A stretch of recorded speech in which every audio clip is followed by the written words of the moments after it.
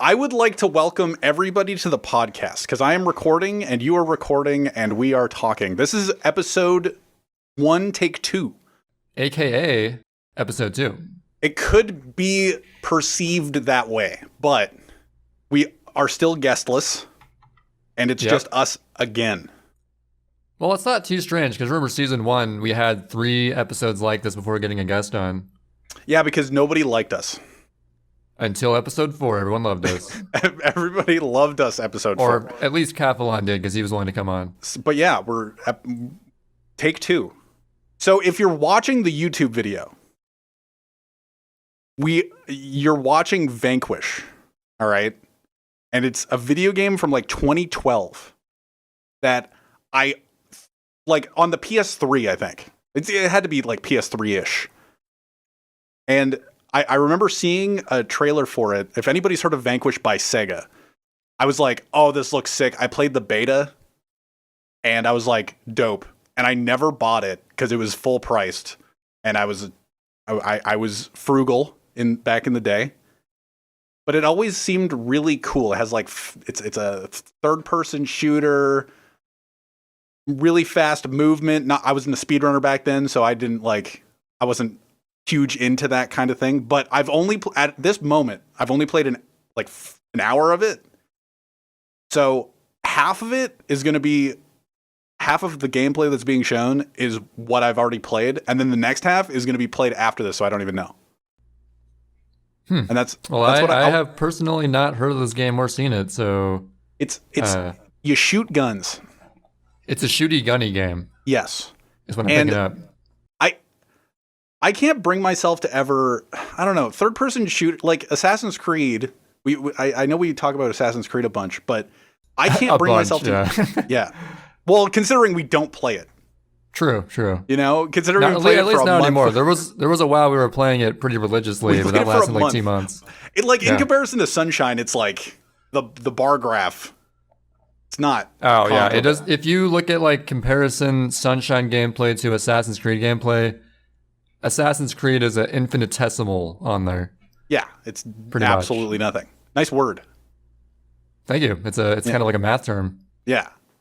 But like for third person games, moving like with a mouse and keyboard, I'm like, for first person, I'm like, awesome.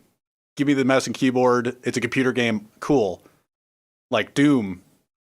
Apparently I go to Doom, like old Doom. I mean, when you think FPS, you think Doom. Yeah, you just think polygons and Doom. That's what I think. The original Doom specifically. No other game comes to mind. Not the new Doom. Not any of the 15 Call of Duties. Hey, you know, the new Doom doesn't have the gun just straight in front of you. It's true. You know? It's more like realistic to the side sort of deal. Because believe it or not, IRL, people don't just aim the gun right in front of their center of their torso. Dude, it'd be so cool if like the original Doom game, the lore was that he had a gun coming out of his chest. That's kind of badass, actually, if you think of it that way. That'd be sick. I believe another like super old game of that era, Quake. Didn't Quake sort of begin the idea of like holding a gun to the side? Oh no, Quake was centered as well. Dude, that was like the era of centered guns. What was the first game to have an angled gun? Like that is such a good question. Goldeneye? It's probably some like really obscure game that happened to be the first, but no one's heard of it. And then Goldeneye Goldeneye's the one that revolutionized first person shooters, and then like Halo fixed the aiming or something. What was wrong with aiming in Goldeneye? Oh my, have you not played Goldeneye? Wait. Okay, so I have played 007 Nightfire like a couple times like at a friend's house. Sure. Is it similar to that where like you sort of drag the crosshair across the screen and like aim at something? Yes. It's a little awkward. I actually can't remember if Nightfire and Goldeneye have very similar control schemes. I just know that it's like horrifying. I can't remember exactly. Because I have seen plenty of Goldeneye speedruns. There's no like central crosshair in speedruns because they don't bother like aiming with any scope or anything. Yeah. They're just sort of like, okay, like he's roughly in the center of the screen, I'm going to shoot. Well, a lot of, or when I say a lot of, I'm talking straight out of my ass, but a a lot of people have like a dot in the center of their CRTs. I have been doing that, yeah. So that they just know where the middle is. Yeah, like with a dry erase marker, so you can wipe it off if you want. Just put it on there. Make sure it's perfectly centered. That's super hype. Do that. That's kind of probably stuff. what I would do if I were a try-hard Goldeneyer myself. Unfortunately, Goldeneye, because of the famous 3-year generational gap between us, it was a little before my time. But I had a friend that hated. Dude, screen watching was the meta. Like, okay, here's the thing: do we want to talk about screen watching right now? Sure, why not? Yeah, I'm down. All right, screen watching. I think, okay, my group of friends, we were not super hardcore about it. We were like always pretty lax and casual when we game together. Uh-huh. So I don't think anyone ever really got too salty about it, maybe every now and then. I think I personally, just for the sake of my own fun, chose, like, by honor or maybe fun, I don't know, maybe a combination. I typically wouldn't screen watch, even though it would have helped me. Huh. And I think some of my friends probably did at times, because there were definitely some fishy moments of like, how the fuck did you know I was there happening? But I never really minded it too much, because like I was I may be a speedrunner, but I'm still like a super casual gamer at heart. I don't do like anything competitive outside of speedrunning. I love casual games, so maybe that's my deal there. But I appreciate that. I remember as a kid, so a 3-year generational gap. How old would I have been? Like, I think maybe. So how old's grade 2 or grade 3? That's like 7 or 8, probably. I think it's, yeah. So it's like 9 years old or so, playing Goldeneye with a buddy of mine and playing with his dad. Like his dad was a gamer. I love his dad. His dad is so sick. But Shout out to all the gamer dads out there. He would play. What did he play? He used to play like the airplane simulator game. Oh, was it Pilot Wings? There was a Pilot Wing 64. No, like the PC, like he had the hardcore like joystick set setup like a real like a flight simulator. Yes, he played like a flight simulator and shot down people online, and this was like old school computers back in the day. Yeah, it was not as realistic as you would see now, probably. Oh, for sure not. But it was so sick to see. He had his little office where he would play, and he was a gamer. He would play Call of Duty. I bought my first Xbox 360 literally to play with him and his neighbor. Wait, so are flight simulators like actual games? I thought they were just used for like training purposes. No, you can. Well, I don't know if it was a flight. Like he had the joystick or whatever. Like he had the controller for it, and he would play with his like neighbor and go online and shoot people down. Like when Counter-Strike 1.6 at around this era. The way you wrote that was so funny. It's like he would play with his neighbor online. He would shoot people down, like, "Hey, neighbor, shoot you down." he would play online like flight simulator games. Yeah. I don't know if they were like exactly flight sims, but they were at least flying games. When I hear flight simulator, I just think like plain Jane. Okay, here's like a realistic like set of steps to launch a plane and like land it, and that's all you do. Dude, there is every subsect of gamer like that. If you imagine it, there's a gamer of that, and there is definitely a community of like hardcore. Like, well, I have the hardcore drum set for Rock Band, right? There are hardcore like I'm flying a plane, I'm at my computer with the joystick controller and shooting people down. Like, there's an audience. And I'm also not like super familiar with it. Like, I just know about it through the ether, but like it's becoming increasingly popular to have like a serious racing game like rig set up. Yeah, and almost play like a hardcore racing. Like the steering wheel. I don't even know what games there are for that, but like the steering wheel and stuff. Yeah, like all that stuff. I don't know if Forza would be considered one of those. I guess maybe. I guess e-racing is really like taken off like ever since the past few years. But all I know is about the flight game is literally watching him over his shoulder, being like, "Oh my god, if he let me play this, I would." But like, I'm an idiot kid. This is the future of gaming right here. I'm an idiot kid. He can't trust me with this shit. Like, this looks way cooler than Mario. I would play Call of Duty with him a lot of the time, but his son, like me and my friend, we would play Goldeneye, and I just remember one session where he just was jumping into the deep end, where he was just like, oh, I don't know if it was a new game or like he borrowed it from a neighbor or something. And my cousin owned Goldeneye when I was a kid, so I had uber experience with. How much older is my cousin than me? Like 5 years older. So the 5-year generational gap, it's horrible. You just get beaten into the ground by whoever's 5 years older. And so I had that experience playing Goldeneye with my older cousin. So when we played Goldeneye, he had no shot. Like we were playing with rockets in, I can't remember the maps for the people that would remember the maps, but in the Goldeneye movie, okay, for the people that know the Goldeneye movie.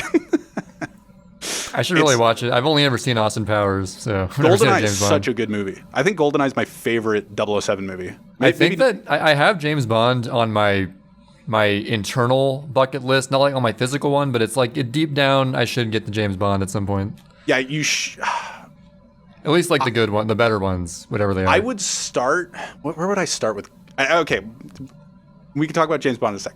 But Goldeneye, more important. Goldeneye video games are hard. Video games. The scene in Goldeneye where he gets literally the Goldeneye, right? You don't know what I'm talking about, but I'm talking to the person that knows what I'm talking about. Wait, the Goldeneye is like an actual physical thing? Like the Russian satellite base, okay? That level. All right? I'm trying to, because I've seen like a lot of speed runs. I probably know, I don't know. I don't know what the level like. I know Aztec is a level, and I know like Sky Rig is a level. I actually can't even remember what that level is. I can't think of the names right now very well. I know they're like I know the icons that you select from, but I can't remember any of their names. But anyway, the Russian satellite base. I remember playing vividly that level with my buddy, like maybe second game or whatever. We were playing Rockets, and I shot him because I was screen watching, because you just did. You know, it wasn't like I was a dumb kid. I was 10 years old. There was no honor. It was just you're playing a video game. And I didn't even see him, and he was walking, and I knew the maps like the back of my hand. And he was just walking to down a corridor, had no idea where I was. I knew where he was going to come out at the end of the corridor. I shot the rocket, timed it perfectly. He died without even seeing me, and he said, "Fuck this." And we were like 10. And he was such a rager. And but like I get it now. Like screen watching is kind of BS, but I would counter screen watch if somebody screen watched me. You know what? Let me give you a more accurate depiction of my screen watching history. So I think that I would use screen watching as like a balancing act between like winning and losing. So if I was getting hella bodied on a given day, like I was losing all the time. Oh yeah. I would begin resorting to screen watching. Yeah. To like maybe stand a chance. But on days where I was just like whooping ass, I would just not screen watch and just like have more fun that way. Yeah, so you'd buff/nerf yourself. Yeah, see, based on screen watching, as annoying as a problem as it was for like any LAN playing, kids these days wouldn't understand. It's sort of like an inherent buff and nerf to yourself you can give yourself if you're having like a hard or an easy time. Dude, people today would not know like the pains of screen watching. The last time, like I ever played a split screen. Maybe not a split screen video game, because I used to play Mario Kart like a fair bit after like Call of Duty came out, but Call of Duty 3. Wait, which Mario Kart? Like Double Dash. Like we were. You know how I've talked to you definitely about it, but when I was a kid, I think Double Dash was probably my most played multiplayer game, because that same friend of mine, we would play tandem Grand Prix all the time, like at least once every time we hung out, and we hung out a lot. Yeah, actually, Double Dash was really a big game for me as well. We would always do, so you would do like 2-player, or just like each driving yourself? We every now and then did the 2-player, but we would usually be separate. See, we never did like the together 2-player, because that was kind of lame, I thought. Yeah. But we would always do like separate all cup tour all the time. It was interesting to try the tandem one, because you had to both like want to swap at the same time. See, we tried it like once when we were like really young, and we're like, yeah, we're probably never doing this again. And then sure enough, into our teen years, we never did it again. So. Like we would have moments where it's just like, okay, I want to drive, or like or like I want to keep driving and you I have an item, I'll pass you the item back, because the tandem mode in Mario Kart Double Dash has the ability to just throw an item back to your person that's in the back, which is really cool. But you had to hit the button at the same time. What was I talking? Call of Duty 3. Call of Duty 3 was the last, like, I can't think of another game after that used split screen, especially because it was online. Like, we would look for the specific map in Call of Duty 3, and it was the last one with roles. Like, we would play Medic, or I think we both played Medic and had like the meme game where we'd pick each other up. And where it's just like, oh, I went down, and then he'd crawl over with his shotgun and pick me up, and then he went down, and I'd crawl over with my shotgun and I'd pick him up. You know, it's funny that we were like talking about like what's the first game to have the gun at the side FPS perspective versus like straight down the middle. Yeah. You know, like the perfect YouTube channel that would probably make a video on that if they ever it's right up their alley. There's a channel called Ahoy. Have you heard of it? No. This guy named Ahoy, I came across his channel from he made like a video about Polybius. You know Polybius, right? It sounds familiar. Polybius was like that mysterious arcade game that may or may not actually exist. That was like under like some crazy controversy and like conspiracy, like governments were using it as like testing on kids and stuff. Then it vanished at some point. Was that the Russian one or no? I don't think it was Russian. Well, I think you're thinking of Tetris. No, I'm thinking of a different one, but yeah. Yeah, he made a video all about Polybius. I thought it was amazing. And ever since then, I was a huge fan of the Ahoy channel. And he has like all kinds of videos about like the origins of different types of guns used commonly in FPS games, like in real history. On top of like other various historical takes on different gaming related things. I don't know, like the perspective of FPS history in games would be like a video he would make at some point, probably. Sure. But yeah, shout out Ahoy. I know the like, what is it? The creepypasta games. I remember listening to an old episode of, dude, I used to listen to a bunch of podcasts, and there was the podcast called The Indoor Kids. If any like gamers that used to listen to gamer podcasts back in the day. But Kumail Nanjiani, who's like, what is he famous for now? I don't even know. He's famous for his podcast. Well, no, he's not. He's famous for like Silicon Alley or Silicon Valley. My bad. Silicon Valley, the show. Mm-hmm. And like, I think he's written a bunch of movies, but I've never followed his acting wait, career. Wait, hold on. I just got to interrupt you for a second. Imagine like an updated, more modernistic Harry Potter. I got to find Silicon Alley.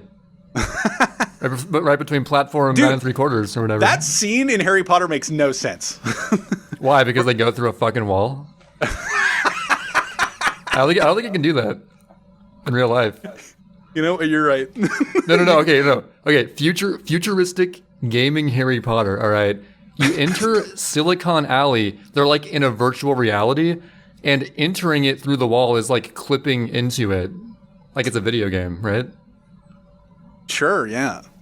All I'm saying is, I got ideas, J.K. Rowling. Hit me up, right? Yeah, she's really interested in making a video game. Silicon again. Alley. What's the actual? I hear Alley, I just think Harry Potter, right? Silicon Valley. But yeah, he was famous. He's famous for a bunch of shit, like now. But he used to just be a podcaster. And I remember listening to an old creepypasta. The first time I ever heard of the Majora's Mask, like Ben drowned. Ben died. Ben died. Yeah, that's even creepier pasta. Can that just be the episode title? Ben died. Hey, yo, straight up, Ben just fucking died. Right? Ben just died. We don't know. Drowned. He was just dead. Like, we're just gonna get straight to the point here. Right? Ben died. Drowned doesn't really. Dude, I found the Ben drowned copy pasta. It was like it was like an off-topic section of a forum I used to frequent, like when it first came out. And of course, I thought it was real and stuff. And then, of course, it's not. But it was pretty creepy. Dude, see my internet participation is so like sporadic. Like I know like super old YouTube videos, but then I was just not on the internet for 4 years, and then I was a big fan of PewDiePie and Tobuscus. on Of course, YouTube. the Chubuscus era. I remember that. And then like maybe not on for a few years, listen to podcasts, and then I started speedrunning. And now I was super active on the internet ever since like 2007 or so. Yeah. Mainly just like watching YouTube stuff, but also like there was a forum I was on in particular. I'm not going to say what it was, but because it's really, no, I'm not. It's nothing bad. It's just like from a long time ago. Actually centered around a certain Flash game I used to play a lot.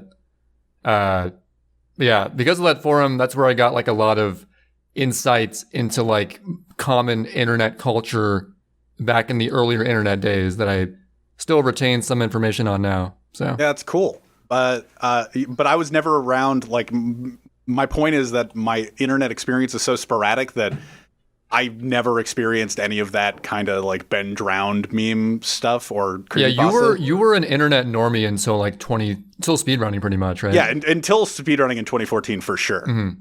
And now I'm like, oh, now I'm an L nerd or whatever the hell that means. But the nerd in Spanish, El nerd. L nerd. El nerdo. But so I never. The first time I had ever heard of the creepypasta was on a podcast called The Indoor Kids. And like they went through a bunch of that's when I heard of the Sky Valley Death Tree or what is it? Death Valley Sky Tree? Is that what it is? Wait, is this podcast centered around just like creepy stuff in video games? No, we were talking about just like random stuff. Oh no, it's just about gaming, and I think it was maybe like a Halloween episode. Oh, okay. Or I don't something. know. The name Indoor Kids has like a creepy vibe to it for some reason. I don't know. I think something with kids just like creeps me out ever since I saw The Shining. Anyway. I fell asleep. I'm totally down to just tangent on tangent on tangent this episode. We are tangenting like crazy so far, I gotta say. I fell asleep during The Shining. I watched it quite a few years ago. I thought it was mostly kind of boring with some interesting stuff, but yeah, I probably should have waited till like I'm more mature to like really appreciate it, I guess. Dude, I my buddies wanted to watch it. I don't know, like a decade ago at this point. I don't know what time it is anymore. I was telling Trey that it's just like, we were doing the IL or for Sunshine, whatever, a year ago. And he's just like, I'm pretty sure that was earlier this year. I'm like, I don't know. Dude, your sense of time is all messed up recently. Yeah, I don't know what's going on. But they wanted to watch it at some point, and they were just like, let's watch it. And it was midnight. And after a really long day, like if we were recording the podcast today at midnight, I would not. Like it's currently 10 to 9 East Coast right now, but 12 p.m. I would be dead. I'd be so Whereas dead. midnight for me right now is like my prime time because I work from 1 to 9:45 p.m. So I'm up till like 4 a.m. every day. So it's like that's normal. You're optimal at this moment. I'm a freak of nature with my schedule. I tried to take a nap, but yeah, I fell asleep during The Shining because we started at midnight, and I was like, "There's no way." Yeah, that honestly doesn't surprise me because it's very slow paced, but you know it's supposed to be all cinematograph. Wait, what's the word? Cinematographical. Cinematographical. That's not a word. Cinematic. That's the word. Cinematic. A cinnamon. I'm trying to add like 5 syllables to cinematic. All right. a Cinematographical. Acetaminophen. Anyway, yeah. Taking a sip of water. But anyway, that's when I first heard of the Death Valley Sky Tree, like on that podcast. Yeah, that's a famous one from Mario Galaxy. But I never knew any of these. I think those are the only two that I really remember. Oh, actually no. Like they actually talked about Polybius during that episode. Like you reminding me that I don't remember the deep lore of Polybius. I just know that it existed. I'm pretty sure the Ahoy video confirmed through like a pretty in-depth evidence that it didn't actually exist. Oh. But it's still like a really interesting legend of arcade bullshit either way. But another one that they were talking about, and what I thought you were talking about with Polybius, was there was like a Russian. Maybe you can clarify because you probably have some knowledge of this. But like, I believe it was a Russian game named Tetris, right? No, Tetris is not a CIA plant. Okay. What was it? It was just like they made two copies of one game or whatever. I don't know if it was an urban legend or whatever, but if you chose, what was it? There were 2 characters you could choose from at the start, and it was extremely hard. And if you died, it was a 1 attempt game all the way through and you couldn't replay it. Like you couldn't restart it. Surprisingly, as much stuff as I've heard in my life, I have not heard of this, I don't think. I cannot remember what it is called. Or if I have heard of it, it's not in my memory anymore. But I remember when they were talking about it, there was like an auction. Maybe this is a whole creepypasta. Maybe this doesn't actually exist. But they were saying that there was an auction held for the last copy of the game that somebody could like try to play through because it's, as I said, a one attempt game.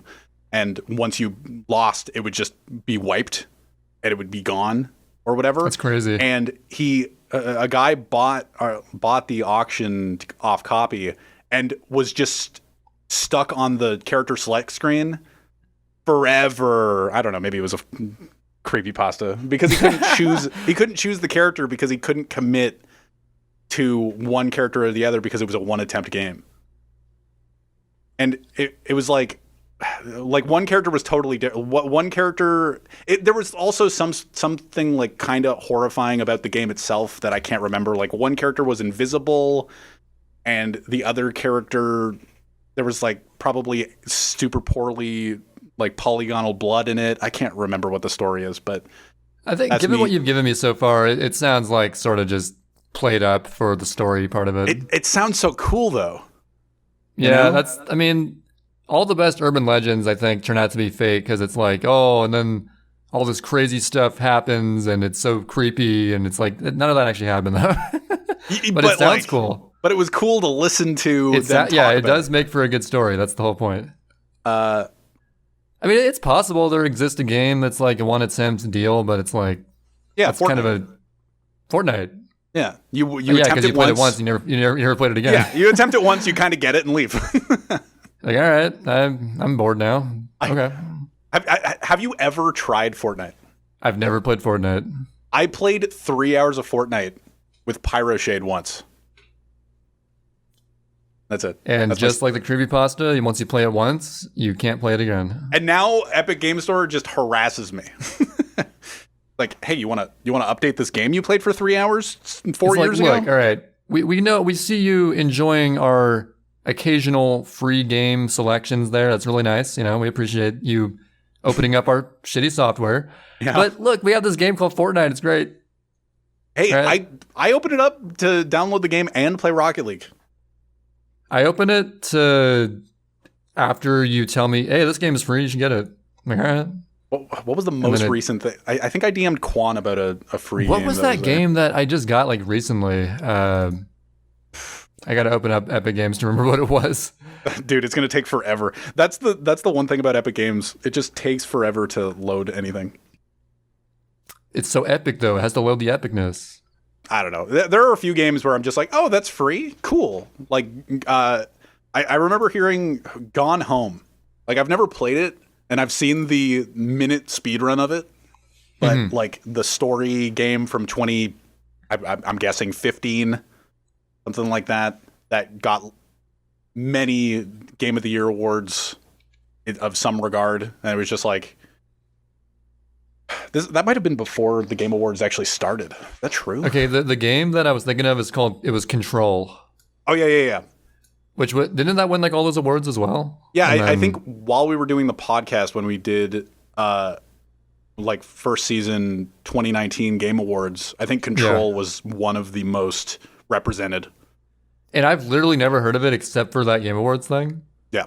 But it was free one time on Epic Games. I was like, all right, I'll get it. Might play it someday. I see all of or most of the free ones. I always check it when I turn on Rocket League.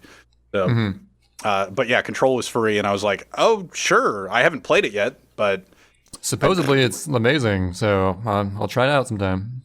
And then we'll show gameplay of it and be like, it was fine. And we also both have Celeste for free. We still haven't played that. I did play The Witness. I got that for free. That was great. We should do the worst Celeste speedrun of all time. Just like our blind first playthrough? Just our blind first playthrough, speedrun it. That sounds exactly like a speedrun content creator would do. It's like the worst Celeste speedrun of all time. And it's like in the thumbnail, it's like a blurred out, like clearly like 20-hour time. And it's like, oh my God. I'm just thinking about like my perspective on a new Sunshine player doing that, and it's so like I'm so tired of it already. It's just like, yeah, you see it all the time. It's like, how can I brand my shitty gameplay as like, whoa, so wacky, speed run, but it's bad. Oh, okay. I'm just, dude. There's so many people that do that with Sunshine. It's just like, oh, the worst speedrunner, and then they're just live, and I'm just like, yeah, I'm not gonna click on that. That's, like when you look at YouTube as much as I do, you've seen it all. All right. That sounds like pain. It's like I look at a thumbnail. I don't even watch videos anymore. I look at a thumbnail and I already know what this video is going to be like.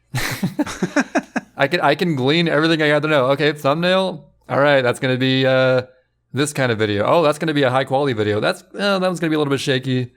The thumbnail tells it all. That's a React video. He's making a PogChamp face. Okay, so we see in Exhibit A the pogging face in the corner. What does that tell us? It means something pog happened. Something insane is going to happen. But wait, the video is exactly 8 minutes and 1 second long. It could just be for ad revenue, so maybe it's not so pog. I don't know. Do you look at the timestamps to judge? Not really. That was kind of a joke. But it is for people. I mean, the old meta was like, extend the video to 10 minutes so you get a mid-roll ad. Now it's 8 minutes, so you see a lot of 8-minute videos now. And this video that you clicked on YouTube for the podcast is going to be an hour 42.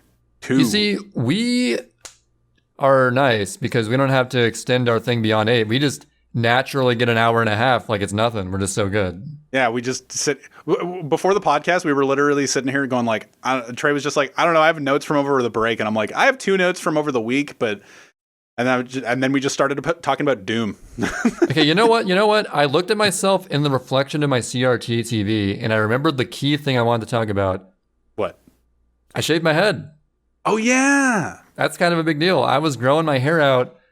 Contrary to everyone's initial impression, I didn't grow my hair out because of COVID. That just kind of coincided with it. There was a time, it was November 2019, a time long, long ago, before COVID. It seems like forever ago now. BC, before COVID. Yeah, before COVID, BC. I had the idea, I was just bored of short hair. I had short hair for over 24 years of my life. And I was like, you know what? I'm going to try this long hair thing out, see if it's as cracked up as it's meant to be. And Sid has really long hair. Yes. How long is your hair now, you'd say? It's still just down to my back. I feel like it stopped growing, but yeah. Oh, it plateaued? Yeah, it's pretty much stunted at this point, but it's pretty long. I always talk up long hair to Trey, or I was always talking long hair to Trey, just being like, hey, why not grow out your hair? I'm just trying. Sid was definitely an inspiration. And in my mind, I was like, okay, what's like the most efficient thing to do with your hair? If I grow my hair out, that means fewer haircuts and therefore fewer dollars spent getting haircuts, right? True. So the only problem is you got to push back there's an awkward phase, and mine was like a few months. And then beyond that, you got to like get it sort of like shaped up so it's like not growing. Like my hair grows super unevenly. Like the back is like twice as fast as the sides practically. And I don't know. It just, at a certain point, over the past few months, I've had this gut feeling like, the long hair thing, if I give it like a few more months, maybe it would all work out and I'd be able to like tie it back and it'd be easy and nice and I could avoid haircuts all the time. And then my main gut feeling was, I don't think it's working out too well. Fair. It's just, I'm not a fan of the getting out of the shower, having it dry for like an hour, the mess, I feel like the you're tangleness. screwing up drying your hair. There's probably like a million things I'm doing wrong, but if there's like this checklist I got to follow to do things right, I'd rather be in the camp of buzz my hair, dry it in 5 seconds, and not deal with it. And that's all I do is just like throw a towel on my hair while I'm drying, and then when I'm done drying myself entirely, because I use 2 towels. Oh, you double towel it. I double towel. That's smart. Damn, dude. And then I dry really well my hair, tie it up into a hair tie. I showered today, and I have not like untied. I haven't brushed it yet since I've showered, but like I dried it and then just tied it up. So now it's just tied up and fine, and not really like it's wet-ish, but it's not like really bad. And it's just kind of sitting. It's chilling. Another thing is that my hair, like, it gets so tangly. Like, you got to use some kind of product to avoid that, right? See, I am gifted. Me and my father also has this. Like, there's a photo of him being like 19 years old with Jesus. Like people look at the photo of him and goes like, Jesus' hair. You just have a picture of Jesus hanging in your kitchen. Like when we were a kid, we would have That's my dad. It's just like, oh, you have a picture of Jesus in your kitchen? And he's just like, no, that's my dad at like 19 years old. He had like full beard, full mustache, and I'm just sitting there like, I can't do any of that even now, being 10 years older than that. And yeah, so he had really straight hair is my point, and I have very manageable hair. So my hair, it was just getting like if I comb it, like I had to use like a super wide tooth comb, then like going like with a thinner one, and even then it would still tangle up. Yeah, you're fucked. And it was just like this is a huge mess, and like I'm not as genetically gifted as some of these other long hair boys of the world. But you had to test. See, but that's the thing. Even though, there was like the feeling of like, okay, when I shave this, some people might get disappointed on my stream, and some were like, hey, what happened to your hair, man? Actually, I was shocked. On my first stream after I cut my hair, the majority of response was like, yeah, it looks good, man. Shit.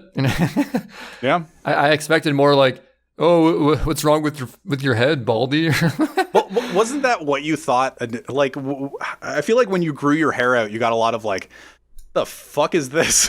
Like, I feel like you got a bunch of people responding to you in a very negative way, and I'm just like, what? You guys are assholes. Like, yeah, I think I was just the vibes I was getting was like the majority of people were like super negative and down on the long hair, and in my mind I was like, okay, I just got to keep going, just keep pushing. It'll get long enough, people will love it, and it just never got there after like 2 years. So I was like, you know what? I think it's time to just give up. But hey, what we were getting at was, even though it turned out to not be a good thing, at least now I know, for the rest of my life, I know what it was like to have long hair, and there's no like future regret of like, oh man, I never tried doing that. What if it was actually going to be a good thing? Now I know. And now you got to try to go pure bald and see how you like it. That's the next step. Okay, here's my blueprints of my hair situation going forward. Sure, yeah. I'm gonna keep sort of like the short buzzed look for at least a few years, and then hopefully by then I can grow a much fuller beard, because there's still like I can grow a better beard than I used to, but it's still like 2 minor patches like in the mid like chin region. Yeah.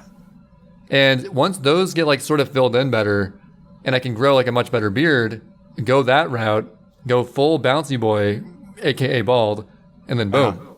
Yeah. Because I think going full bald, no facial hair is like kind of weird looking. It's almost like I'm like an alien or something. Maybe, so, yeah. I get you. I would rather rock some kind of facial hair when I go the full bald route eventually. So okay, before we get off of hair, all right? Hair is exciting, guys. Before we get off of the hair, I was especially surprised by when you buzzed your head, because we had a DM conversation, as we usually do, and you were telling me that you weren't going to buzz your hair. Would you like to talk about your text conversation with your mother? Oh, right. So it's actually really funny how that all went down. So it's my mom's birthday, like in a few days, and my parents and my brother came down. We got lunch together. It was great. It was great. And leading up to it, it was nondescript. It was great. It was food. We ate the food. Mm-hmm. It was good. Food, sustenance, like humans do. I required to live. Awesome. Yeah. And so one of her texts to me, like in our text conversation, was, maybe you could surprise me for my birthday and get a fairly, not as short as you used to wear it, but reasonable haircut. So, she said reasonable, not even buzz, just like reasonable, like cut it a little bit, like shape it up, make it look nice. Uh-huh. And then my response was, but then it wouldn't be a surprise, right? Yeah. Because now she expects it. Well, the way you set it up to me is like you always talked about your mom being like poo on long hair. Like, yeah. Okay. Let's clear this up. Actually, another motivation, and this is entirely the wrong reason to grow your hair out, guys. No, it's the right reason. Well, okay, depends. Maybe it is. I was doing it out of spite, all right? Because growing up as a kid, my mom would never let me grow my hair out. I as a kid, I was like, hey, can I grow my hair out? You know, it's so trendy being a teenager. Yeah, I want. And she's like, no, you look so handsome with your short hair. We need to get it cut. So literally, could not grow my hair out as a kid. Was not allowed to. So I was like, you know what? I'm an adult. Now's my time. I'm independent. You know, I'm gonna grow my hair out as a sign of my independence and spite for my mom's decision for my hair growing up. And I don't know, it dawned on me. And okay, when I responded to my mom, in my head I was thinking, yeah, there's no way I'm going to cut my hair. I'm going to keep growing it, obviously. I would have at least, because even if you had the seed of, I kind of wanted to cut my hair, but now this conversation, I'm going to wait a week. Yeah. No, you know? I wasn't even remotely thinking about cutting it, like at all, leading up to this conversation. But that would be funny. It's like, you know what? Just because you said it, I'm not cutting it. I was literally, what's funny is that I actually talked to my mom about this text conversation, and I was just like, if you told me to cut my hair, like in a weirdly passive aggressive way, I would be like, yeah. But you know what's funny is that's my mom's only and like ongoing strategy to make me cut my hair, and consistently it's been like, because she's telling me to do it, I'm not going to do it. Like I'm independent. Like, what's up? I don't know. I would just add the week. I would have been like, you know what? I'm thinking about cutting my hair, but like, I'm not gonna give you the satisfaction. Yeah, you know what? It's not gonna be for your birthday if I do it. You know? Yeah, it's gonna be for the week after your birthday, and it was my choice. But okay, what was going through my head was, all right, there's still no way in hell I'm gonna cut it, but you know, I'll humor her and say, oh, it wouldn't be a surprise. Okay, we'll move on. But then the next day, thoughts were just going through my head as I was drying my hair after a shower poorly, not the double towel method like I should have been doing. Double towel. I was like, you know what? This is just becoming a tangly mess, and I kind of miss just drying off super fast and the efficiency and like, who am I trying to impress, right? Like, I just live alone still, dude, and I'm just, you know, I go to work, whatever. Your mother planted the seed. My mother planted the seed in my mind. It was like, you know, even though 5 times in the past I've ignored a request, this time felt different. I was like, you know what? It's summertime. You know, I could cool down a bit with my short hair. There were just so many factors in my mind. I was like, I'm probably not going to regret cutting it, because honestly, this promise, like the promised land of, oh, when it gets long enough, it'll be fine. It'll be great. You'll just tie it back. No big deal. I still didn't reach that point yet, and I was just tired of waiting. And I was like, all right. It's coming up. She was that little devil on your shoulder being like, isn't it like, she's just exasperated. You're just drying your hair. It's like, isn't it just so much of a hassle? And well, okay, let's not paint my mom as the devil, all right? If anything, the devil on your shoulder. If anything, she was the angel and my ego was the devil, saying like, no, you know what? You can't do this just because she's telling you to. You got to prove your independence. And yeah, I buckled down. It was like, you know what? I just like efficiency too much, and that is my short hair return story. So. You know what? Ended up being longer than I thought it was going to be, but I did bait it. I did bait it a little longer. While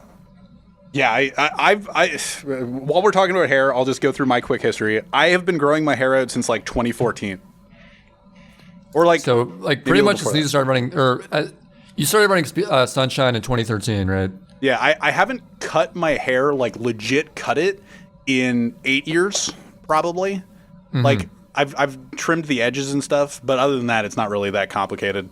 It's just kind of, it ties up really well and really tight. So like when you see me on stream, you don't look like, oh, this guy has really long hair, because it just ties up really well and whatever. Yeah, you hide it super well, for sure. Yeah. And that's my story. Well, it was because, like, from when I was a kid, I had hairdressers that would cut my hair and be like, oh, you have really nice hair. You should grow it out. And then, like, my dad had really nice hair when he was a kid. So, I never got that. The hairdressers knew my hair sucks dick. You know, I always had it short for a reason. But hey, short hair is fine. If I'm happy with it, everyone's cool. So we're good. It's just like the hairdresser's just like, oh, so are we gonna buzz it with a number 3 or a number 2? And you're just like, I was just cutting it. Like, I just wanted a trim. And they're just like, oh, we're buzzing this. Like, this is disgusting. Like, oh, don't worry, we're doing you a favor here. You don't even have to pay us. Like, I just want.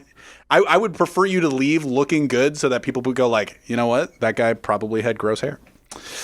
I think we've talked about hair enough, though. Probably Yeah, for one podcast. I wanted my minute of talking about my hair.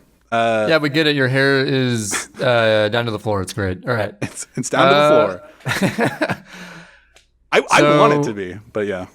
What was in your notes, like, for this week in particular? I have a story, and I have... Okay. So we're on SidNTrey now, the new podcast channel, right? Yep, new channel that we're on. It's not Average Trey VG like it used to be. I wrote in my notes this week, SidNTrey podcasts. Just the word. Just like in one big block of text. SidNTrey podcast. SidNTrey podcast. That's the note. Well, SidNTrey podcasts with an S. And I was just like, I was thinking about that just phrase. And I was just like, wouldn't that mean we'd have to do multiple podcasts? And like, what would we even do with other podcasts on the same channel? It'd be like H3H3 and him having like, I don't even know what H3H3 does. I know there was like recently drama with Frenemies, a podcast he does. See, the thing with H3H3 is I used to actually watch him pretty religiously back in like 2016 in like what's quoted the golden age of YouTube before like the adpocalypse and stuff. Mm-hmm. And like H3H3 was like an amazing, like I loved his videos. He had like all these commentary videos that were hilarious. But like as time went on, he just sort of grew away from me, and like even his podcast, I'm not interested anymore. Like even when the podcast started out, it was totally different. It was pretty much just, we're going to bring on YouTubers or like other people and just talk about typical YouTube stuff and, you know, pretty basic stuff. But then it like evolved into all these other things, and like his wife had like Teddy Fresh and stuff. It's like, I don't care about those. So I think I'm done with H3, but he's as popular as ever for a reason. Yeah. So he's all his shows, I guess. I don't think I ever really, I think I've listened to like a couple of podcasts, all those like big, huge podcasts that have guests on, like Joe Rogan or what's another good example? I think Joe Rogan's the only good example I have, but H3H3, I guess, too, are two of those podcasts that I don't listen to ever anymore, but I would listen to depending on the guest. Right. And like back in 2010 or 2011, when I started my old job, that I had like so much time to just listen to podcasts, I would listen to a bunch of Adam Carolla and Doug Loves Movies. For like podcast fans, they're just like, oh, Harmontown. See, actually, okay, you were a little behind like on the internet stuff, but you were ahead of the curve on podcasts for sure. I was at the start of podcasts. See, I didn't listen to podcasts regularly until like probably 2017 or so. And I used to listen like to gaming podcasts like Giant Bombcast and what is it? Podcast Beyond, the IGN podcast, Game Scoop and other IGN podcasts. Like, because I would just look up gaming because I'm just like, I play video games, you know, I like Call of Duty. I'm a gamer. I'll listen to video game podcasts while I'm walking around. Like I have a PlayStation 3 and I would just walk around and listen to that stuff. But Joe Rogan, like I would, because I had so much time to fill during the day, like even the daily podcasts couldn't keep up with me. So I would like Good Job Brain. It like is a trivia podcast that I used to listen to, that they would just do live trivia. And I listened to a podcast fairly recently of it, but I just don't have nearly as much, not free time, but like podcast time, you know, where it's just like you're busy, but the only thing that you have the ability to do is listen to a podcast. And because like my old job used to be perfect for that, but like now if I just have free time, I'm like, well, I'm going to be watching YouTube or Twitch or I don't know, Netflix or whatever. Like there's so many things, but if you're just stuck doing like a job or like baking or just things with your hand, then you can just listen to podcasts all the time. But I would go back to the beginning of the podcast, like for Joe Rogan and what's his name? What's the other huge podcaster I never got into? Mark Maron. I never got into Mark Maron, but they were also massive at the same time. But they were like guest based episodes. Like Mark Maron's the guy that had Barack Obama on when that was massive. Jesus, that's pretty big. And I never listened to that podcast because I didn't care about Mark Maron at all. And so because you didn't care about Obama. Because I didn't care about. I'm also Canadian.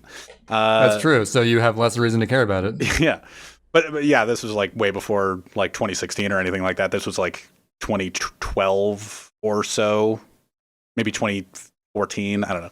I remember it was huge news, but for those podcasts, I would go back to the beginning, and that didn't work nearly as well as the like character-based podcast. Because like Joe Rogan from the start, like, what are you listening to? And like I listened to the first few, and I'm just like, okay, and then I would like skip to random celebrities that I recognized, and then I just kind of gave up on it. I remember listening to one Joe Rogan and being like, oh, this guy that owns a sushi restaurant, this is actually really interesting. But that's kind of it. like those are very few. Yeah, Joe Rogan especially, I don't even listen to him anymore. Like ever since the Spotify switch he did, I kind of stopped listening to him. Yeah, for sure. But even when I would listen to him, he was very guest dependent for me. Like if I didn't know the guest at all, or it didn't sound interesting, I just wouldn't even bother listening to it. I sound like an asshole saying this, but like, do you have to be a weed head to like be into it? No, you got to be a DMT head. Oh, you got to be a DMT head. Because he always talks about DMT. He's like, have you tried DMT? Dude, my cousin crazy. was a huge Joe Rogan fan and tried to like get me to listen to it, even though I was just like, yeah, I listen to it every now and then, and I just let him off like that. But he was into sensory deprivation tanks and stuff like that. Yeah, that's like another stereotype. Yeah, just like Joe, like he was super into that. I'm just like he was like a Joe Rogan Jr. going around. Yeah, and I'm just like, oof. That's so funny to imagine. Because like I don't know, man. Joe Rogan lives such like an elevated lifestyle of like luxury, and he has time for like all these weird things, like the whatever meat he always talks about, and it's like. I just imagine like a regular ass person living like that. That's funny. Yeah. Okay.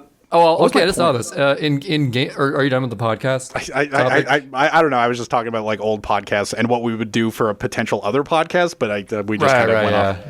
But you can do whatever. I think that SidNTrey is just going to be video games are hard for the foreseeable future, but we could always add just like what is this podcast about?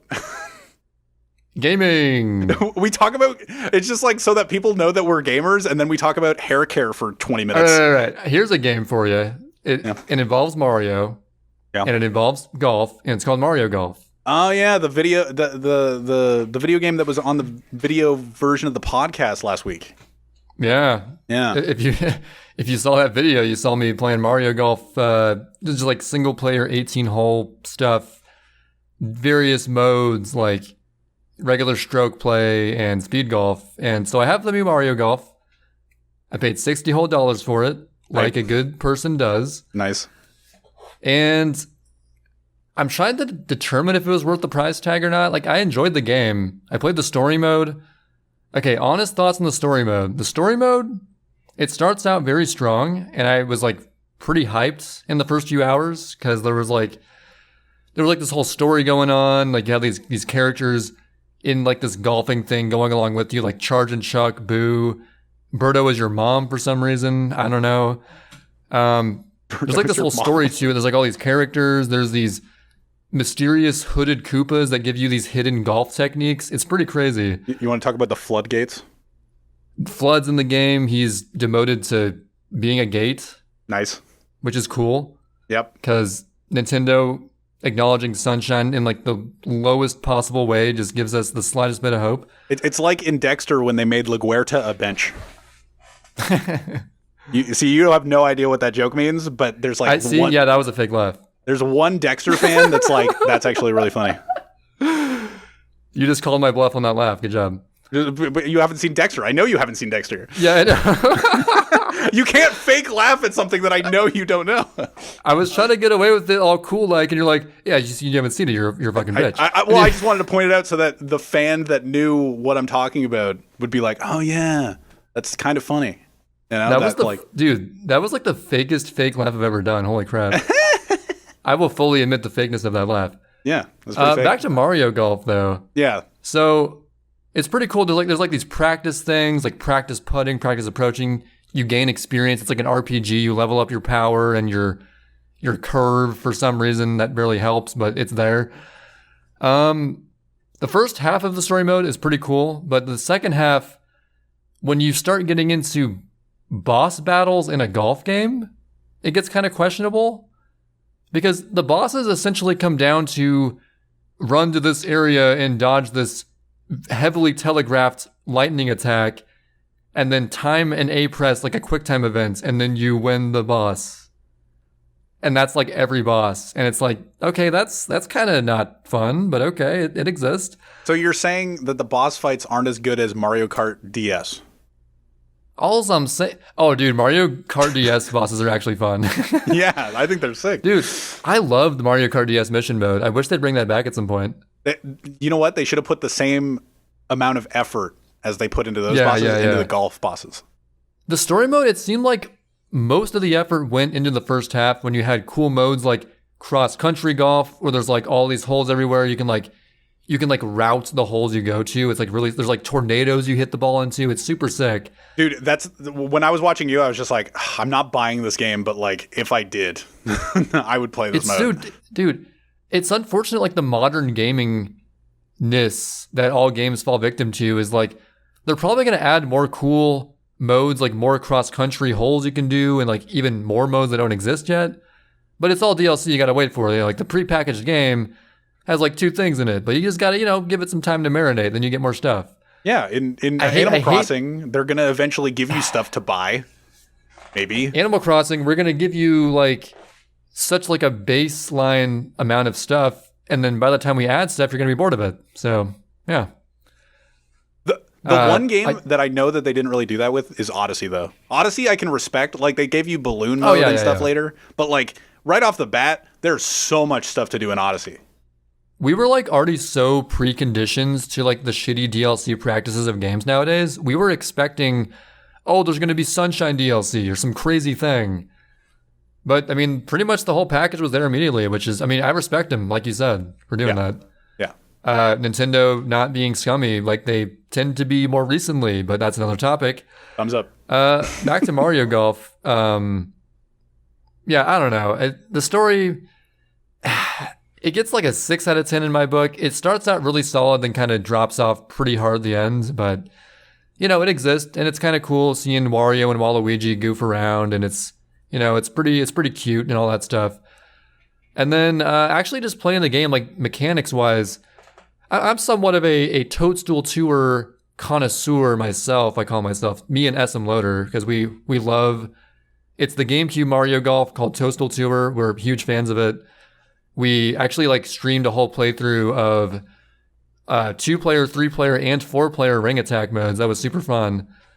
And that's actually like, Toadstool Tour is great because it's like a super easy to pick up, but like on a more technical level, there's like all these mechanics you can learn, and like it's a very difficult game to fully master, but it's super simple to learn, like to the highest degree. Because there's so many like, there's like the fade and draw you got to factor in, and like wind works in mysterious ways, and rain has like all sorts of effects, and it's pretty cool to like master it all. What were you getting at? A lot of good games have the simple to play but hard to master thing. That should be a thing that a lot of games should do. That's like the golden standard. And I mean, same with like speedrunning Sunshine's kind of like that because it's pretty easy to pick up, but like actually mastering spin jumps takes a few months of time. Oh yeah, for sure. Toadstool Tour, and it also like highly rewards very technical, even frame perfect inputs, like on timing the meter, because even if you're like 1 frame off on like your control part of the meter timing, it makes a huge difference like on where the ball ends up. So, frame perfect inputs are an important part.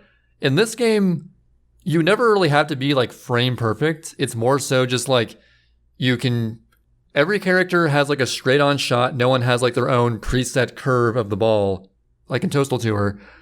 But you can add your own curve manually as the shot is happening in a pretty straightforward and easy way. I kind of like how that works. It's very simplified, but I wouldn't say it's necessarily like in a bad way. Like it's definitely easier to like sort of get good at it, but not to its detriment necessarily. So I'm a fan of it, like the mechanics overall. Is there a tripping equivalent? I mean, unless you count like weird jankiness with like the speed golf like running part, sometimes the terrain kind of is weird, but for the most part, the speed golf stuff works pretty well. Like you're boosting along, collecting hearts, and actually speed golf is especially fun in multiplayer because you can fuck with people. There's like special shots, and if your special shot hits people, it like knocks them away, and like it wastes their time and it drains some of their coins and stuff. I played multiplayer for the first time. I played with Mojungo, shout out to him, and PK Frenchie. Frenchie and I and Mojungo were playing multiplayer, and we had a pretty good time. We did some 18-holers with speed golf. It was pretty good. And then we tried this mode I didn't even know existed called Battle Golf, where there's like these flags everywhere. And essentially it's a race to like be the first person to hit the ball into 3 different flags. Mm-hmm. And like, you all have like your special shots pretty much immediately. So it's all about like routing and like deciding when to fuck with people and like knock them away from like a certain hole. And it sounds like it'd be lame, but it's actually surprisingly fun. Just like racing to get 3 flags before someone else among this sea of holes you can choose from. And Battle Golf, it surpassed my expectations for being a thing I didn't actually know existed. So, good job, Nintendo. Or Camelot, the company that made it. So Camelot is involved? Yeah, Camelot. They're like the big Mario sports people. Yeah, well, I knew that the Camelot meme from like Waluigi, where Nintendo, Camelot. Yeah, so I didn't know that the new one was actually made by Camelot. Yeah, Camelot's a sick company. They also make Golden Sun, which was an RPG on the Game Boy Advance that has music from which that I used remixes of in my 80% history video quota. Gotta bring the quota back. Nice quota. And yeah, that's, I don't know, Camelot, they make pretty good stuff. Wish the story mode in golf was better, but aside from that, not a bad game. I would probably play it some more as well at some point, so... I would, if you didn't say quota, I would not have remembered that was a thing. Yeah, that was kind of like our thing. I mean, it makes more sense when it was like on my main channel because it was like a quota. Chances are, if you saw the video on that channel, you've seen my most popular video on that channel. But yeah, that's Mario Golf. Mario Golf existed, and see who do you main? I don't really main anyone. I haven't played enough to like really determine which character I like most. I really liked using Daisy in Battle Golf because every character has like a unique movements to their dash ability. Some characters just like straight up run and do nothing special. Some have like, Wario has like a jetpack and like flies for a bit. And Daisy is like pretty fast and has like 2 distinct jumps in her animation.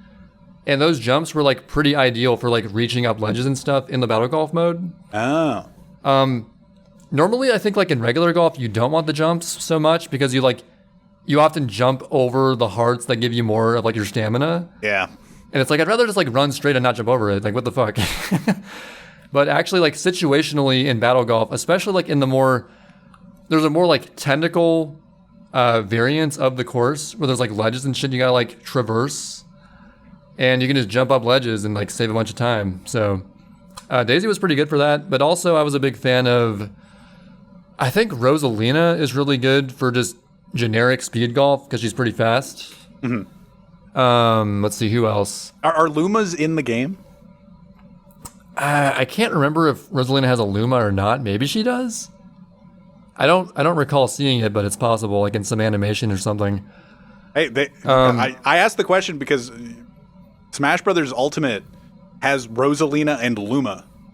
Like, that's the character name. It's very much more so just like a solo Rosalina in this game, I think. Mm-hmm. I think I used Pauline once, and she's kind of fun because her special move, she starts singing the One Up Girl thing and like hits the golf ball with a microphone. Nice. It's kind of a funny animation. Also, I used Toad once. Toad is actually fast because, as we all know, Toad's the fastest character in 3D World. That's kind of his thing. But he has relatively low stamina, I think. So he's fast with low stamina. That makes sense for Toad, I think. Who else did I play? I played Boo for a bit. He's kind of interesting. Dude, Boo's just hype. Like Boo from Toadstool Tour, that's just a hype character. Oh, totally. He doesn't have feet. I feel like there's definitely like pretty good character balance. Although I haven't yet unlocked any of like, if you play a certain character enough, you unlock their star clubs, which can like hit even further. And I haven't unlocked those yet because I haven't played enough. But I think like if I had star clubs, I can more accurately assess which character is like actually ideal. But they're all actually pretty balanced. I think like Bowser's supposed to be like amazing for speedrunning and stuff, but I never actually used Bowser yet. I used Bowser Jr.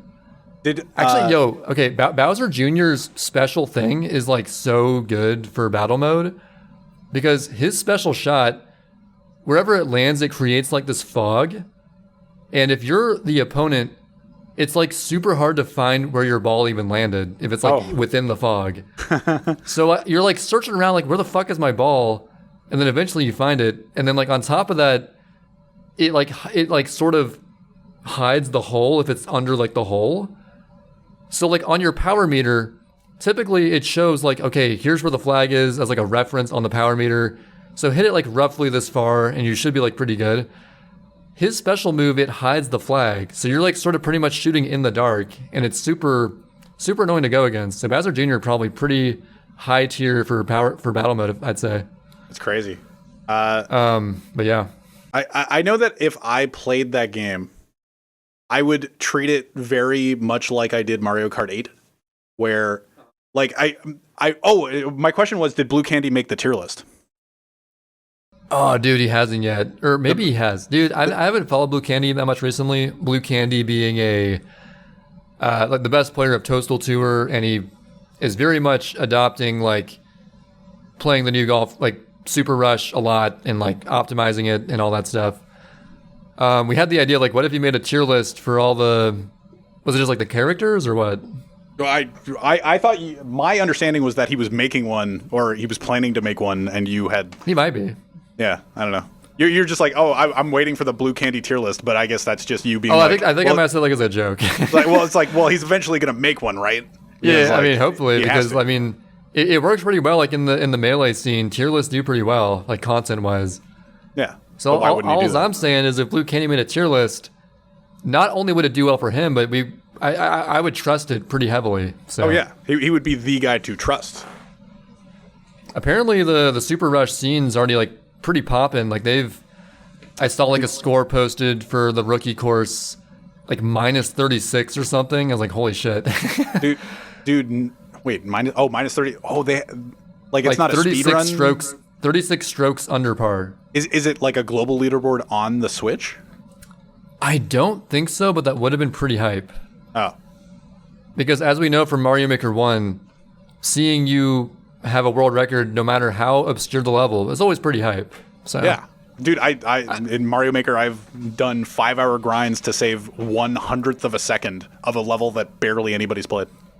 Even though Nintendo eventually added the world record feature in that game, I think they still undervalue how much people like really enjoy just the feeling of hitting a record and like optimizing a record like online globally that all can see. Yeah. Well, like pretty cool. With Pac-Man 99, we haven't mentioned Pac-Man 99. Trey and I were big fans of Pac-Man 99 for the day it came out. And yes, it exists. For people that don't know it exists, yes, Pac-Man 99 did come out and is free on the Switch. But we played it for a day and we were like, I was top 1,000 or like top 500 or some amount after the first day. Yeah, I was top 1,000 first day as well, but like I stopped playing after that first day. Yeah, I think I got my one win like at some point, and I played enough that my score was enough. And then like second day came around, and we were just sitting there going like, yeah, nah, like I enjoyed it. Pac-Man 99, it's the first couple hours when you're figuring it out, it almost feels impossible to win. It's like, oh my god, I just keep dying. It's so crazy. Mm-hmm. And then eventually you figure out sort of like a method for like when you should get dots or when you should what mode you should switch to, who you when should you target. should start saving like the corner dots, the power Yeah. pellets. Like the power pellets. eventually you just kind of figure it out.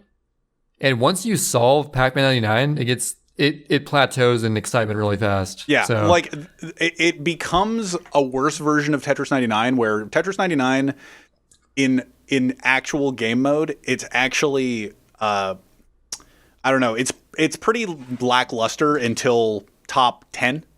And then like if you're going up against 9 people that are good, it is really fun or like really intense at the very least, whatever your definition of fun is. But if for Pac-Man 99, it's pretty much that, but until like top 2, and then you're just kind of like, yeah.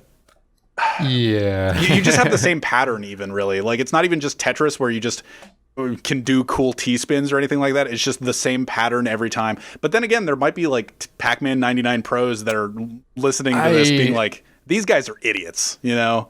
You know, that universe is possible, but in my mind, I'm like, you can't really do much with Pac-Man. You're just moving through a maze in a certain way. Like, what could you possibly do? And then you can spawn random red Pac-Men. Oh, the red Pac-Men were the worst, man. Yeah. But then you like route in your fruit and remove them pretty well. Like once you figure it out, it becomes pretty trite. It took me like 2 hours to get my first win. And then I think after that, I got like 3 more wins within like another hour or so. Yeah. So like once you solve it and like get the idea, like the general strategy, it becomes pretty samey and like it's fun like at first, but then eventually it's like, all right, I've had enough. But in the tier list of 99 games made by Nintendo, it is definitely better than Mario 35. I wouldn't go as far as to say definitely, because Mario 35 still has the appeal of the meta game of like, you're not just trying to like survive the longest, you're also trying to get through more levels to unlock more levels. I'm so surprised that you're disagreeing with me on this. Well, no, I agree. No, I'm saying Pac-Man is better, but it's not like definitely better like you think it is. Sure. I'd say like Pac-Man's like a bit better. I don't know. I got sick of playing 1-1 and 1-2 over and over again. Because the problem with the problem with Mario 35 is that it just drags on way too long. Yeah. You get to top 3 and everyone's just playing World 1, 1 and 1, 2 over and over again. Like, oh, maybe you'll see like a 3-1. Oh, God forbid. And then it's like, dude. I don't know. It's just so like, okay, we're going to send the same enemies back and forth and eventually someone's going to die or mess up. And then, I guess I win. All right. The bonus ending, like the pipes at the end of the level in 1-2 are just so broken. Like, I think they needed to remove that. They would have had to like change a few more things from the vanilla Mario Bros to make it more interesting. Yeah. I'm not sure, like the pipe thing is one of them, but I'm not sure what else they could do. I don't know. They got to have like better ways to make the game end faster, because when you win Mario 35, you never really feel truly victorious. You just feel like, oh, I didn't mess up before these guys did. Cool. Well, when you're playing a 99 game, well, I guess Fortnite and all the like PUBGs and everything have you guys have like lasted long enough. Here's the end game. Like, we're gonna put everybody into the storm equivalent. Like in Mario 35, they do have the red timer, but it's not a big enough storm threat. Yeah, it's not like it's not the game forcing you to 1v1 like into the smallest area or like into the storm so that person with less health loses. It's like, well, now you just gotta weirdly like get time back. It continues. The strategy doesn't change. You're still doing the same strategy. You're just getting through a level, getting coins, not dying, and sending enemies when like opportune times arise or whatever. Well, also, if you want to get a win, you want to like spin your item wheel or whatever and get stars or whatever. Or I feel like I haven't seen like Mario 35 past like week 1 of its release, so maybe it's there is definitely time manipulation strategies for top level that are super duper. I will say lame, but then again, like ADEF I love ADEF. We love it. He was a huge Mario 35 fan. There are probably Mario 35 players that are just like, no, it was really sick, but like, I don't know, from definitely somebody watching, I'm just kind of like, oh, this is red timer, and now you try to pause the timer as much as you can. It's just like, oh, okay. I'm thinking that like, if in more modern Mario 35 from the hardcore players, if it leads to shorter games, that's cool. But if the strategy is just hoard as many coins as possible and keep spinning the item wheel over and over again and just survive for like the war of attrition, that's super lame. Yeah, well, that's why 1 and 1-2 were so popular, because you would be able to go to the end and go to the bonus. What do they call them? The pipes at the end? the coin pipes? heaven. Or no, there are levels with coin heavens and stuff. Yeah. But like you would just learn where all the coins were and just grind, and it was just kind of like, the only reason I know that there's a 1-up mushroom in 1-1 at like the right side of the first hill after the first set of pipes is because of Mario 35, and like that's in the original game, and that's kind of interesting to know, like where the 1-up mushrooms are, but. It was 410 coins, and you would have to get it every single time you'd go into 1-1. And it's just like, all right. Not to mention, one final note I want to make. Just seeing Mario 35 always puts a sour taste in my mouth to some degree. Just remembering the Mario 99 that existed online. Oh, yeah. And how there was a Mario 99. It was not at all like Mario 35. It was a straight up Mario Bros race between 99 players on like the same online game. Yeah. And it was just like racing through a single random world in Mario Bros. And it was pretty fun. I won a few actually. But Nintendo, being Nintendo, shut it down. And then they're like, you know what? That wasn't a bad idea. We should make Mario 35. And then... But we have to make it asynchronous because our online would not be... Imagine them trying to attempt 99 different Marios in the same level. That would be pretty insane. Now, to be fair... Dude, that's... Okay, dude. I just realized. Go for it. That was the key attractor of Mario 99, is that you could see all the Marios together at once. Yeah. Mario 35, you're just playing Mario Bros. And then, okay, sure, the enemies... are being sensed by other people, but you're not like seeing the people with you in real time. You can see everybody else in like little postage stamp sized gameplay. But you can't really see what's going on in that tiny thing though.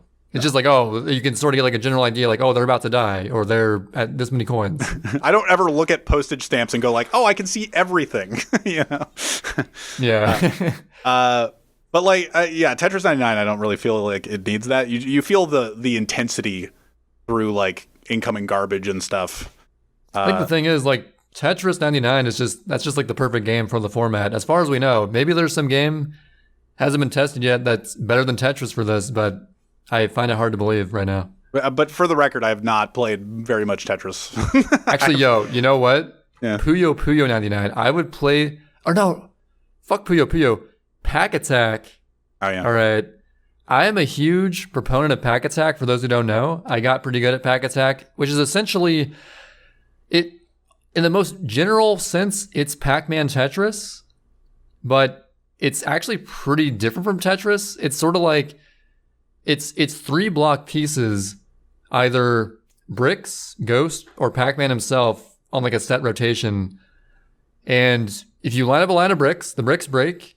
If you get the Pac-Mans and eat like a chain of Ghost, he eats the Ghost.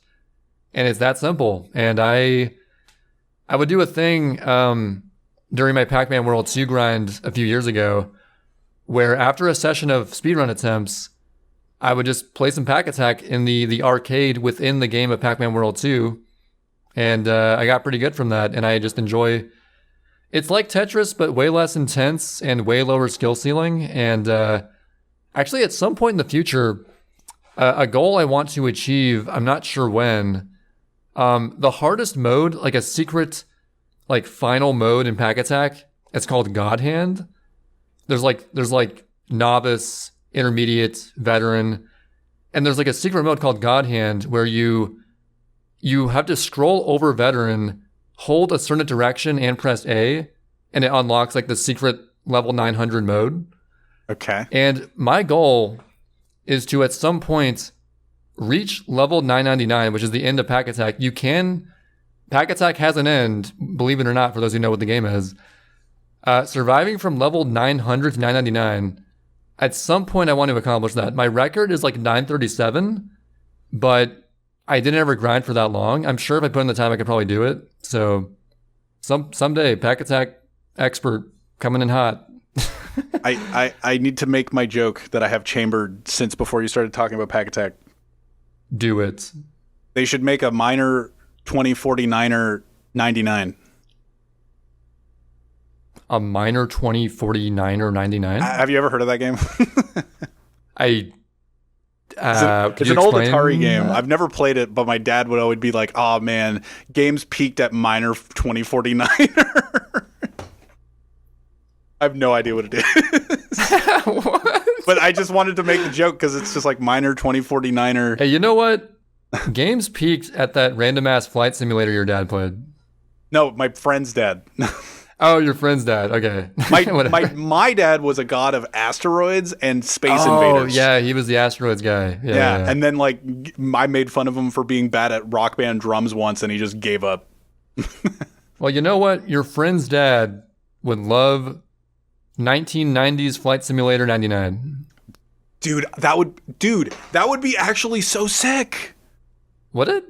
Maybe. I don't know. 99. Yeah, like, so everyone has their own plane and you're just shooting at each other and see who comes out on top? You know what? It would at least skip the problem that a lot of shooter 99 games have where it's just like, oh, collect guns for the first 3 minutes and then die.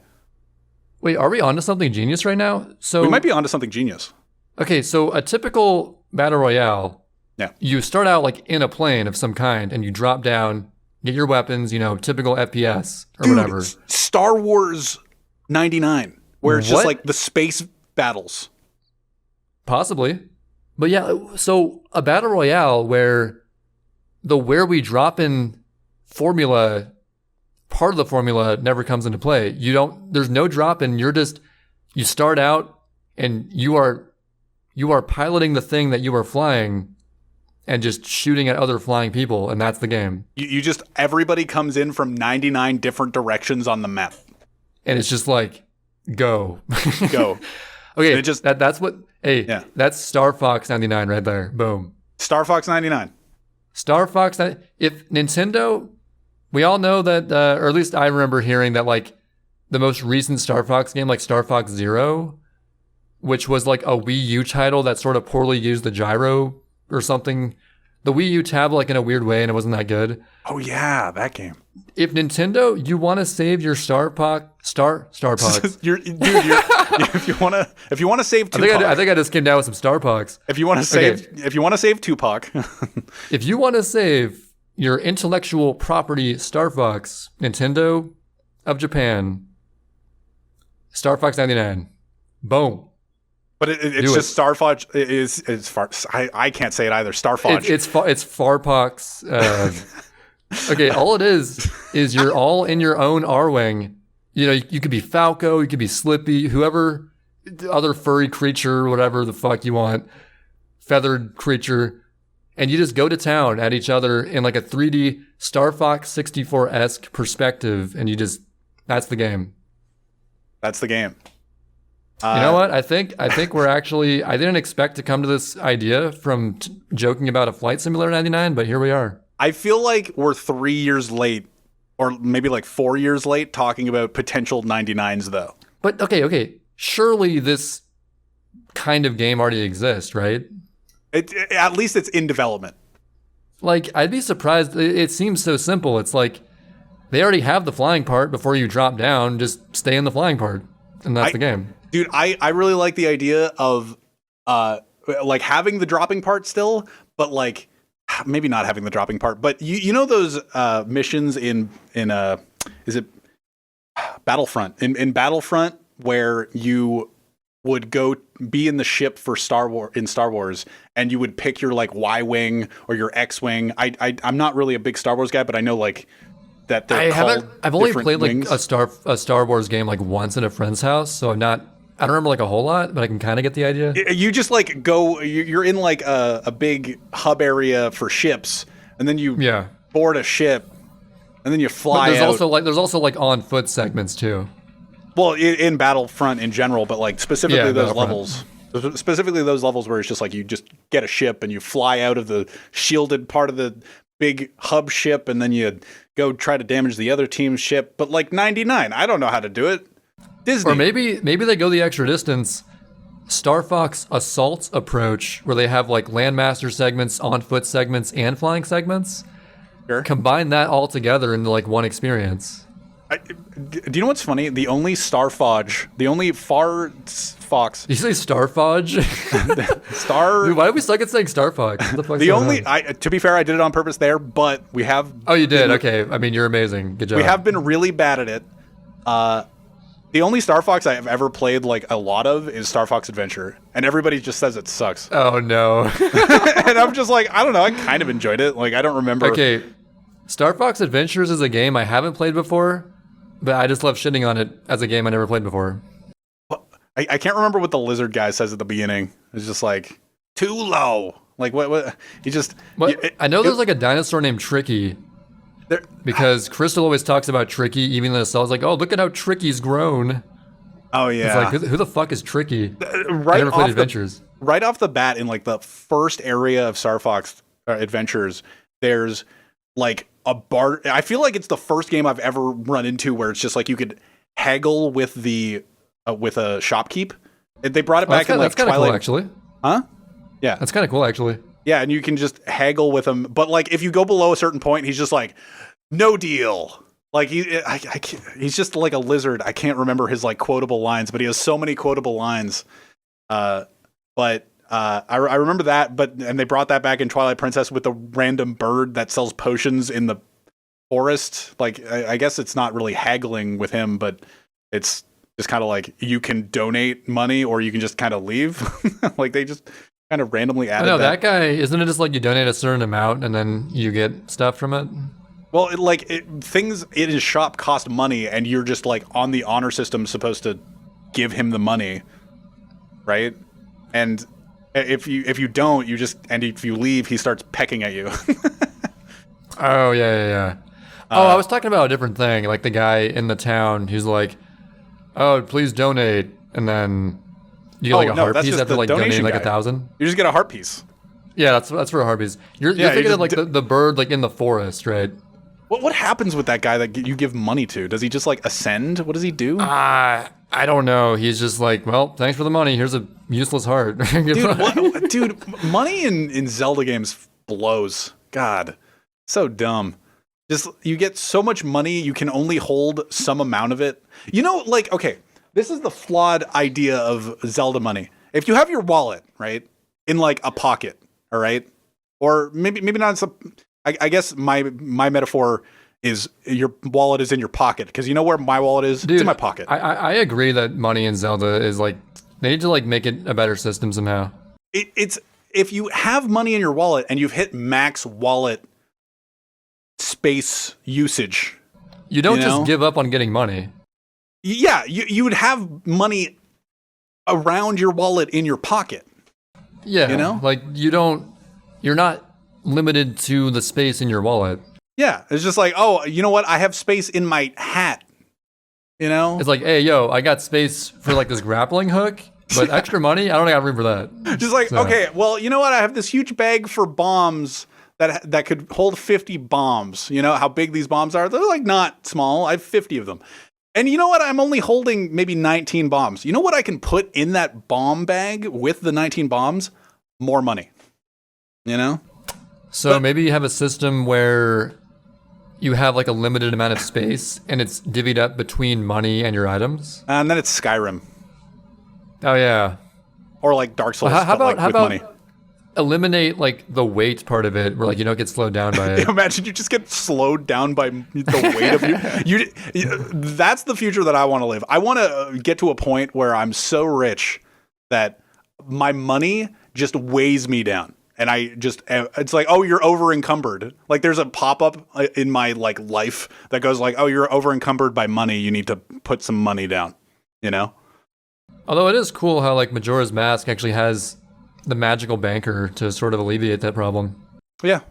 But I don't know. I feel like a lot of people have complained about just money, maybe in games in general, where it's just like you just get money and it's just like there's nothing to spend money on though in these games.